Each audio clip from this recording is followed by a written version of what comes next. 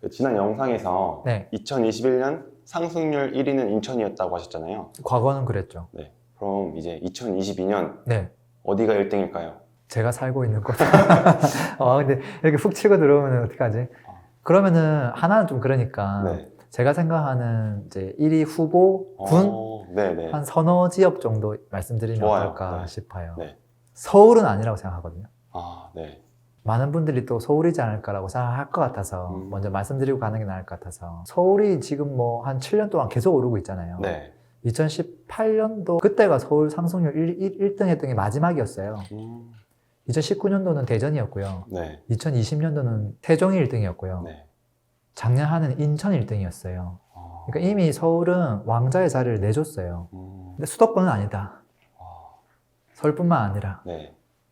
수도권 빼면 어디가 될까? 지금 딱 떠오르는 데가 있는데요. 네. 첫 번째는 강원도, 두 번째는 경상남도, 네. 세 번째는 제주도, 네. 나머지 하나 더는 전라도, 광주, 광역시. 어. 요 네 개 중에 한 지역은 내년도 1등 상승률 나오지 않을까 싶어요. 아예 수도권이 아예 없네요. 네, 없어요. 전부 예상치 못했던 지역인 것 같아요. 네. 근데 이 지역들이 왜 1위 후보일까요? 지금 이 지역들의 공통점이 있죠. 저는 모르겠는데요. 아, 그래요? 네. 우리나라를 이렇게 동그랗게 그려봐요. 네. 저기 한시 방향 끝으로 가면 어떤 도시가 나오죠? 한시 방향 끝으로 강원도. 네. 저기 왼쪽 끝으로, 아래쪽 끝으로 네. 7시 방향으로 가면 그게 광주. 나오는 거예요. 네. 그다음 오른쪽 저 끝으로 가면 경남. 그래서 바다를 건너면 제주. 이게 공통점이에요. 전부 다 외곽이네요. 네. 그리고 좀 더 세밀하게 들어가면 그 지역들이 지금 최근 들어서 오르고 있거든요. 오를 수 있는 공통적인 어떤 특징들을 다 가지고 있어요. 첫 번째는 그 지역은 지금 대부분 청약 경쟁률이 굉장히 높아요. 네. 당연히 미분양도 적을 거예요. 근데 중요한 건 과거에 미분양이 많았던 지역이에요, 전부 다. 그게 최근 1년 동안 다 사라졌어요. 네. 리스크가 사라졌죠. 그리고 최근 들어서 거래가 지금 굉장히 뜸하거든요. 네. 이 지역들은 거래가 활발해요. 그거 말고도 여러 가지 우리가 체크해야 될 항목들이 있잖아요. 네. 전부 다 흠잡을 게 없어요. 그리고 옛날 과거 고점도 돌파를 못했고요. 네. 여전히 가격은 저렴하고요. 네. 또 매매 전세를 같이 들여다보면 사용의 가치, 전세 가격도 상당히 높아요. 전세가 유리, 네. 투자금이 적게 들어가기도 하고. 그래서 이렇게 뭐 여러 가지를 봐도 흠잡을 게 없어요. 근데 랭구님, 네, 광주 네, 그리고 경남 네, 좀 납득이 돼요. 여기는 일자리도 많고 네. 사람도 꽤 많이 살잖아요. 네, 근데 강원도, 제주는 네. 보통 놀러 가는 곳인데 이 지역들은 좀 네. 집값이 오른다는 게 좀 납득이 잘 안 되는데요. 그분들의 일자리는 관광이잖아요. 네. 코로나 시국에 그분들은 성수기예요. 오히려.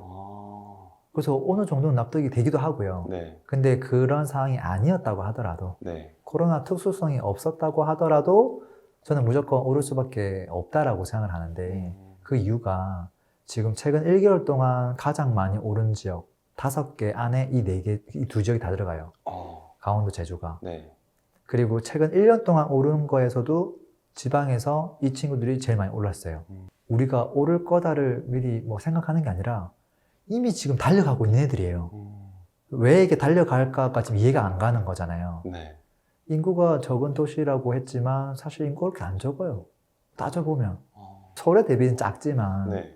예를 들어서 제주도만 하더라도 제주시가 48만이고 네. 서귀포시가 18만이에요. 다 합치면 60만이 넘죠. 생각보다 좀 네. 많네요, 인구가. 네. 네. 생각보다 그렇게 적은 건 아니에요. 네, 물론 적다고 볼 수 있긴 하지만. 네. 근데 우리가 이제 체크해봐야 될 사항들이 그것만은 아니거든요. 그리고 그 지역들이 지금 뭐 세대수가 늘어나고 있는 부분, 뭐 그런 부분 좀 같이 검토해봐야 될 것 같고. 근데 그것보다 훨씬 중요한 건 가격이라고 했잖아요. 네.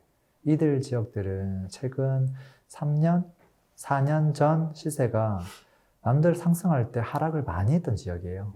그리고 이제 최근 작년부터 이제 상승을 많이 하고 있는 거라서 네. 지금도 여전히 고점 회복을 못한 지역들이 많이 있어요. 그리고 당연히 앞에서 얘기했던 뭐 미분양이 없고 청약 경쟁이 높고 그런 것들은 다 공통적으로 해당하는 거예요. 그래서 지금 우리가 생각해야 될 건 뭐냐면 이 지역들은 이미 지금 상승을 열심히 하고 있는 중이다. 네. 그리고 이 상승하고 있는 이 기울기만큼 그대로 쭉 갈 거예요. 네. 이게 꺾이려면 다른 변수가 있어야 되는데 악재 변수가 하나도 없어요. 그리고 돈의 흐름을 봐야 되는데 돈이 다 어디에 있냐면 수도권에 돈이 제일 많죠. 네. 근데 그걸 다 들고 있는 게 아니잖아요. 어딘가 보내잖아요. 서울에 똘똘한 거 다 샀는데 지금 다 묶였잖아요. 네. 그러면 남는 돈을 어디다 보낼까? 서울에다가 이걸 사게 되면 묶이잖아요. 네. 그러니까 점점점 외곽에 가잖아요. 서울에서도 경기도 외곽, 인천 외곽, 그러다가 광역시 갔다가 광역시에서 안 되니까 소도시 중에서도 광역시 바로 옆에 붙어 있는 도시들한테 흐름이 먼저 가거든요. 그리고 나면 마지막에 가는 거예요. 그래서 우리가 그냥 관광지로 가는 곳들이 처음에는 이제 낯설어 보이지만 결국은 돈이 갈 데가 거기밖에 없다라는 거죠. 빠르게 가고 있다는 거예요. 그럼 강원도 같은 경우에는 네. 또 거기는 진짜 사람이 안 살지 않나요? 강원도 뭐 원주, 아, 춘천, 여기는 교통도 좀 많이 좋아졌고요. 네. 그 다음에 춘천 같은 경우는 다른 소도시보다 서울 근접성이 굉장히 좋죠.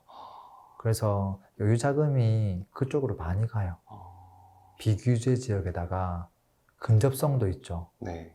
그래서 다른 곳들보다 좀 빨리 이제 사람들이 접근할 수 있죠. 저 강원도 하면 속초, 양양 이런 곳만 생각했는데 또 굵직굵직한 도시들이 있긴 있네요. 네. 물론 사실 강릉, 춘천, 원주 세 곳 중에서 네. 최근에 가장 많이 오르고 분위기가 더 좋은 곳은 강릉이에요. 왜냐면 이미 아까 서울에서 좀 근접한 도시들은 먼저 조금씩 올랐는데 네. 강릉은 그러지 못했거든요. 그래서 그런 지역들은 확 오르는 경향이 있어요. 왜냐면 점점 벌어지니까 가격이 네.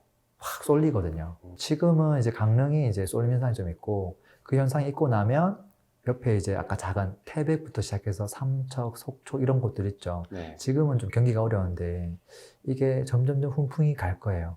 이게 가고 나면 어떤 일이 벌어지냐면 강원도 전체 평균이 올라오게 돼요. 그러면 얘가 1등 할 수도 있는 거죠. 그래서 인구가 작다고 투자를 하면 안 되는 곳은 아니고요. 네. 그리고 일자리가 없다고 해서 투자처에서 배제하면 안 되고요. 결국 우리가 사야 될 건 뭐냐면 남들 봤을 때 야, 너 뭐 서울에 아파트 있어? 그 개념이 아니라 저렴한 거, 네. 확실히 저평가된 거, 네. 그것들을 적절한 타이밍에 사야 된다 라는 게 이제 제가 마지막으로 좀 해드리고 싶은 이야기예요. 랭구님. 네. 근데 이제 상승하는 지역 말고 네. 하락하는 지역도 좀 알려주시면 안 돼요? 지금 딱 드는 생각이 한 두세 곳 생각나는데 네. 그거는 다음 편에 살짝 알려줄게요. 아, 네, 알겠습니다. 랭구님 이야기 다 듣고 나니까 네. 올해는 특히 서울 수도권에 네. 집착을 좀 내려놔도 될 것 같아요. 아, 그럼 좋죠. 네. 네. 그리고 랭구님 예측이 맞는지 네. 제가 올해 연말에 네. 다시 찾아뵙겠습니다. 네. 제가 소도시의 가격을 뭐 올라갔으면 하는 마음에 얘기하는 게 아니에요. 그냥 데이터로 보고 있는 걸 얘기해 드리니까 조금 오해는 없었으면 좋겠습니다. 오늘도 들어주셔서 고맙습니다. 행복한 하루 되세요. 패스!